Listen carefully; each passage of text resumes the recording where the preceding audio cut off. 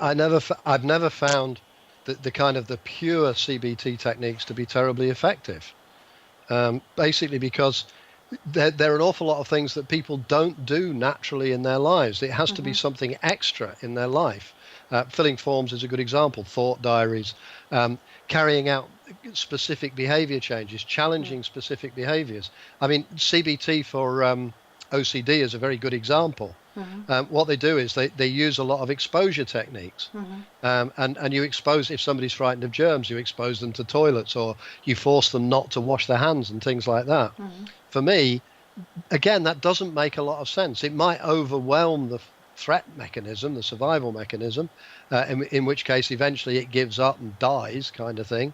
But if you ask a person who's suffering from OCD, and I've got a very simple example, when do you not do it? And then you explore all that in detail, the times when they're not doing it, then they begin to realize that there are times when they don't need to do these things.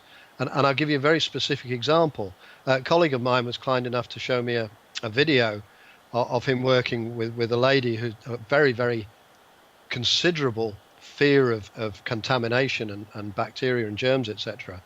And he'd spent weeks and weeks and weeks and weeks working with her, trying to get her to clean her toilet.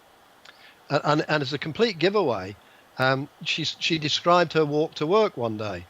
And I was watching the video, and she described this walk to work where she walked past a young man's Christian, no, it wasn't, it was a youth hostel association.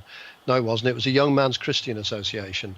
And out the back of it, there were lots of needles, there was lots of poo, there was lots of urine, and she could smell all of this and see all the needles. And every morning she walked past it, and she didn't carry out any rituals. And I asked her, how do you do that? And she'd never even noticed that she didn't do it.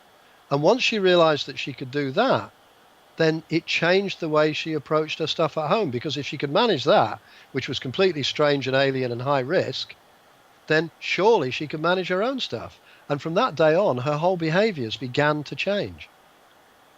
So it is, some of the stuff is just really so unnatural. Whereas the stuff for solution focus, it makes sense because it's part of a normal world, and you're looking for those exceptions and you're building on them. I have another case of a young lady who's really terribly ill, OCD again, who would walk past, who couldn't walk home on her own. She had to get somebody to walk home on her own. And instead of kind of, well, you need to expose yourself to this, you need to go to do all the other things, we did a certain amount of rehearsal of a normal, what this walk would be like without her having to do all the rituals or to be accompanied by somebody. And then my dog's just come in. Yeah.